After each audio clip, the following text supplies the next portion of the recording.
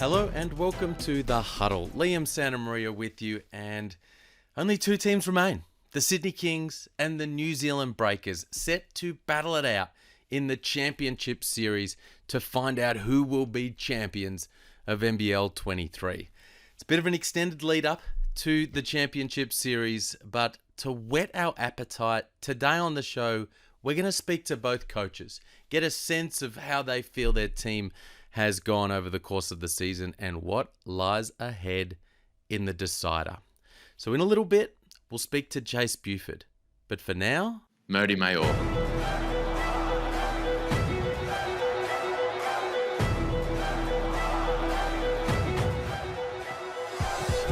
Mody, good to see you, mate. Thanks for joining me on the Huddle. Good to be seen. My pleasure. Congratulations on earning a spot in the Championship Series, mate. What does that achievement mean to you? First of all, thank you. It means the world. It means the world because it means a lot to basketball in New Zealand. It means a lot to the Breakers supporter. It means a lot to recovering the kind of trust and belief from the community in us. And it means a lot to me individually, too. It validates some of the stuff we did. You spoke to a little bit of that when we chatted on this show 6 months ago in the lead up to the season. I asked you kind of what success would mean for you this season. And you said, quote, "We want to put a team on the floor that resonates to what the Kiwi sports fan thinks is the right way to do things. If we do put a team on the floor that competes every moment, then spark will be popping and we'll be fine." Was spark popping on Sunday in Game 3? Spark was. It's the loudest I've ever heard it. It's actually pretty cool. And when you reflect back on those comments, how do you feel like you've gone in achieving what you wanted to achieve in that regard? Not something that I say easily or comfortably, but I think we kind of hit it on the head. It's been a few moments later in the season where we had a game at home, Cyclone, thought it was going to be empty. It was a big game against Melbourne United. Come in, there's 6,500 people driving through the rain and the weather storms just to come out to support us. And we come into Game 3, which everybody was telling me historically these things don't really sell well. It's a quick game with a quick turnaround, and the place was great. It was on fire. I feel it from the sports community around, whether it's my highlight after a game is when I get a message from Paul Hanare, and he tells me he's proud about how we play and stuff like this. So yeah, it's been good. That's awesome, man. A guy whose jersey is hanging in the ceilings and is a legend of Kiwi basketball. That's awesome. What do you think in the work that you and the team have done on the day-to-day, and then what you've put on the floor on a nightly basis in competition, has been the key to your success? From a basketball standpoint, it obviously starts from the defensive end with us. I think we compete at a high level. I mean, our guys give it everything they got every moment they're on the floor, and our level of execution is pretty good. Like, within our schemes, we execute them pretty well. It's not just that we try hard, but we kind of know what we're doing, and we're on point with our counters when teams throw different things at us, and we have the ability to adjust with this within games, and it's definitely been the backbone of the stuff we've done. We've been talking a little bit recently about the Kiwi kind of culture and core that you've got within the group. But Tom Abercrombie and Isaiah Liafa and Tom Vodanovic, these kind of guys, you spoke about that pre-season and when you were putting the team together. We've also, me and others in the media space have been talking about your import trio and how it's the best import trio in the league, and Barry and Jarrell and Derek have been awesome this season. But it will become as no surprise to you that I want to talk a little bit about Rayan. Oh. Because you've got an 18-year-old starter heading into this championship series. What did you think of the way Rayan performed, or what he brought to your group in that series against the Jack Jumpers? So to start, to answer everything that you kind of put up there, yeah, Kiwis and imports and 18-year-olds and all of this, after the season starts, they're all just breaker players. Like, it doesn't matter how old you are, it doesn't matter where you're from, it doesn't matter what passport you hold. Now you're a breaker player, and we do what we can to help the breakers win, and Ryan's no exception to that. Man, was he good. Not scared of the moment, playing with complete freedom and aggressiveness on both sides of the floor. I felt he wreaked havoc for a few moments there on ball guards, really disruptive.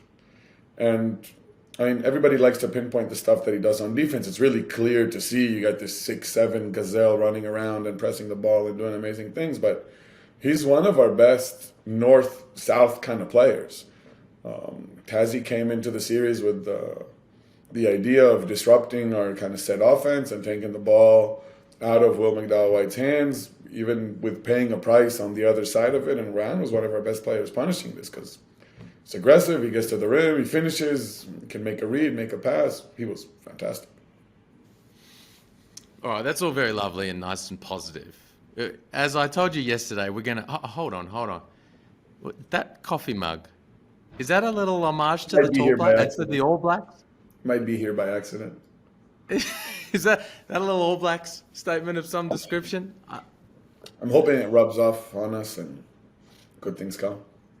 I like it. I told you yesterday, mate, we're going to talk a little bit about your deepest, darkest fears. You ready for that? Yeah, you did. All right, so with that in mind, what is it that concerns you about the Sydney Kings as an opponent? What doesn't? The term appropriate fear is something that kind of I approach every opponent with. It's the grand finals. You're supposed to play against a great team, and they're definitely a great team. They've been there before. They're the defending champions. They've been the best team in the league all season. They have very straightforward characteristics about how they do things. You know kind of exactly what you're going to face from a pace standpoint, from an offensive standpoint. They're pretty strong in their schemes defensively as well. Appropriate fear in all aspects. Appropriate fear, that's interesting. Is that a term that you've spoken about with your group? It's more of a coaching staff thing. Players should never have any fear. Step on the floor and play. Love it. Now, it's going to be a hot little minute before you guys get the opportunity to step on the floor and tip off this series. How are you approaching and kind of managing this extended lead up to the series? It's a good question. So first, it starts with the physical aspect of this. You want to come in as healthy and refreshed and as sharp as you can, and those two things don't always coexist. So we've been through these before, through FIBA breaks, not before grand finals, but we've been through FIBA breaks. We've been through a big break this season that was kind of forced upon us, and we do a good job of reflecting, analyzing, looking back what we did well, not well, what we can do better. So from this standpoint, I think we have a good plan in place. Take advantage of the time to prepare, but then be really cautious about not abusing this time and going into basketball masturbation where you kind of just go around crazy with your X's and O's, and because you have time you put in stuff that you don't need, and so trying to stay on task. Is that okay to say on the huddle? You said it. I don't know if it's okay, but you said it, and I'm still trying to come to terms with it. So, without diving too deep into what you mean by that term, will you play a practice match? Will you find an opponent over there in New Zealand in these 2 weeks, or what will you do? There is no opponent. It doesn't exist even if you want one. It doesn't happen. We'll simulate the loads the way we need to simulate them to kind of build into a week. Internally, and it's kind of what it is. Awesome, man. Well, Spark's been popping.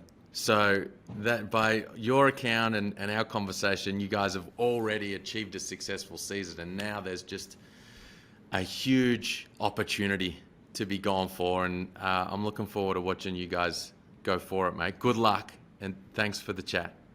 Appreciate it. Thank you. Up next, Chase Buford. Chase, what's happening, man? Thanks for joining me. Yeah, not much. Just enjoyed a few days off after the semifinal, and got back into training today, and looking to ramp up as the week goes on. Love it. You're back in the championship series, mate. Congrats on that. What does that accomplishment mean to you? Thanks. Yeah, I mean, I don't know. It just means that we get a chance to go fight for a title. But if we don't be successful, I don't know if it'll mean a whole lot at the end of the day. What'd you make of that last series? Went the distance. What did you make of the challenge that the Taipans threw at you guys? Yeah, they were terrific. I mean, they competed, and they clawed, they fought, they did everything undermanned. You just have to give them so much credit and respect for the way they came at us. They didn't back down. It was chirpy the whole time, and at the end of the day, like I said, post game, it was a quarter really at the end of the series that made a difference. We won the last quarter, and that was about it. So credit to 40 and his group. Again, with the bodies they had out to come in and fight, it would have been probably a lot different if Pinder was out there in a lot of ways. So it was just a tough series for us. Game 2, final 2 minutes.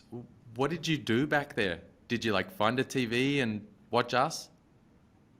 No, I didn't get a chance to get into it. I just grabbed my phone and checked the score, and then I think I hit Twitter and saw something about Tim. So I'm like, oh goodness, I didn't know what's going on. But no, I mean it was one actually that the players kind of met and had a little players only huddle in the locker room afterwards, and I think we all moved past it pretty quickly, and just it was all about focusing on Game 3 at that point. And now it's all about focusing on this next series against the Breakers. Before we're going to move off this topic really quickly, man, but I want to ask you, I mean, it's going to be a battle. It's going to be a tough, really tough grand final championship type series that you would expect. What's your mentality coming in for yourself, I guess, in those, because there's going to be some frustrating moments over the course of the series? Yeah, I think, for in a lot of ways, playing Cairns was the perfect predecessor, so to speak, to New Zealand, just because they're going to do a lot of the same things. They're going to get up in you, frustrate you, and we all got to be able to handle that and be ready for anything that's thrown at us, and myself included. So I think just the mentality of toughness and being able to weather the storm no matter what's going on, what we just went through was a great preparation for that. I just spoke to Mody just 10 minutes ago, and he, during the conversation, halfway, do you know that Kermit the Frog meme where he drinks the cup of tea? Mody just did that with an All Blacks mug, which I thought was hilarious. How do you prepare your group for New Zealand's physicality?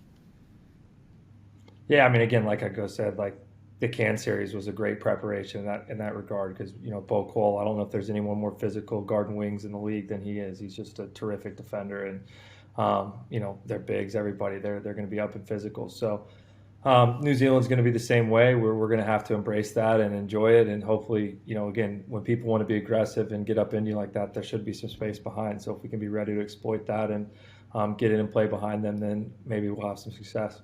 One of the things head coaches do a lot, is chat with peers, respected peers, mentors, and the like. In this type of situation now, heading into another championship series, as well as the conversations with your coaching staff, your ownership group, you've brought, no doubt Luke Longley in a lot of the time. Who are you reaching out to in this moment in terms of kind of people that you like to lean on and talk to?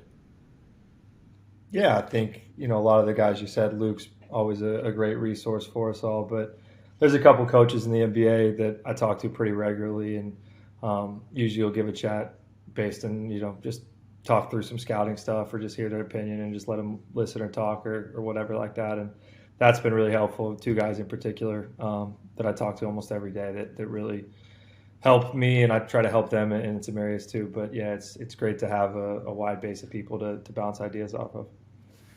Who are those guys? Is Bud one of those guys?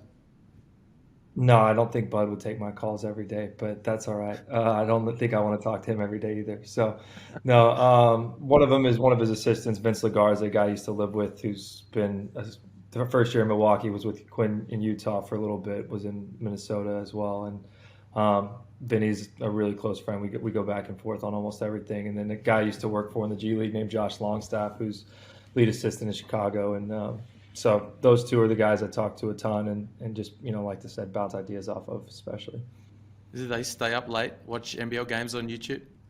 Vince does for sure. He's been with Joe Ingles for a long time. So I think every game last year they had, some sort of like wager on a Sydney Kings game, if we won or lost. So he catches most of them for sure. Nice. Hey, I mentioned in the chat we had preseason. I asked you about like success. What's success going to look like for you guys this season? You talked about continuing to grow the game of basketball in Sydney. Where do you and the ownership group feel like you're at in the process of building something like that in the Harbour City?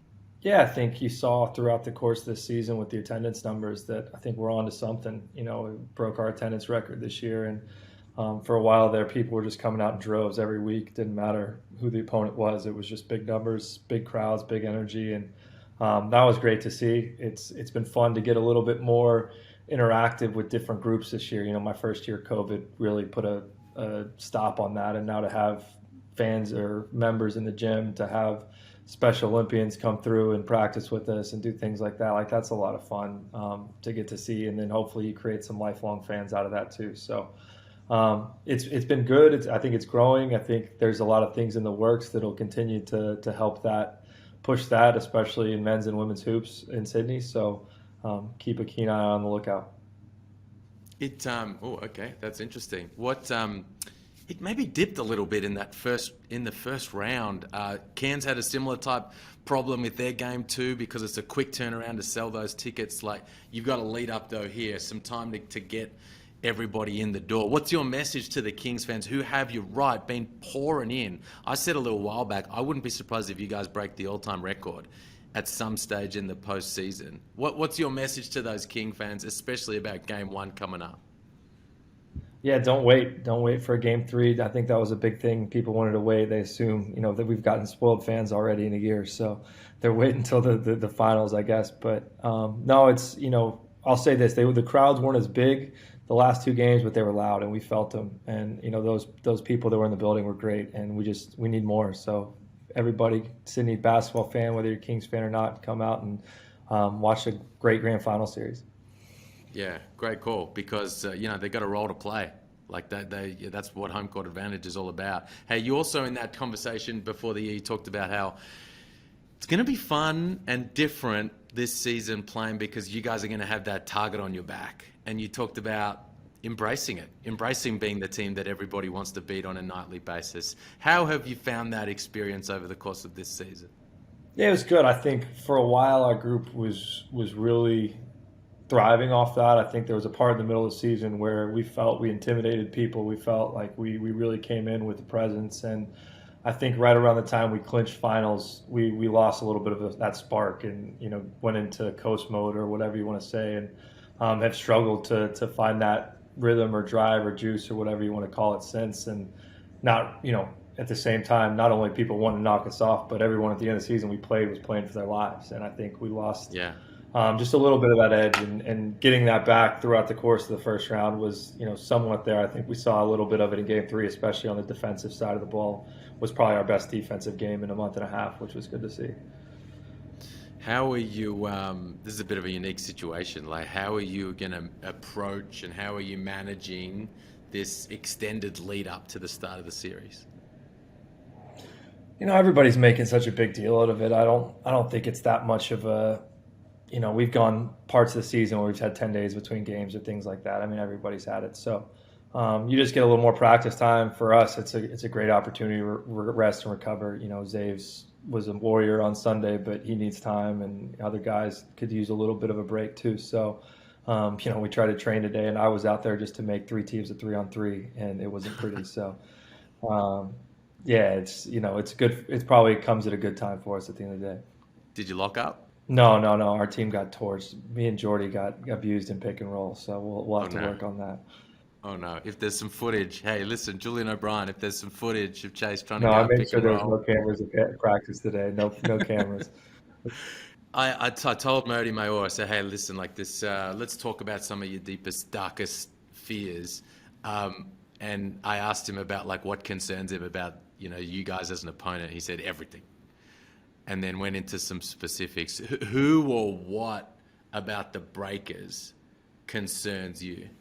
I think they, defensively, they're going to make you play their style of basketball in a lot of ways. They're going to slow you down as much as you can. And for us, playing a different style, obviously, we want to ramp up the pace and all that. So I think counteracting that balance or pressure will be important.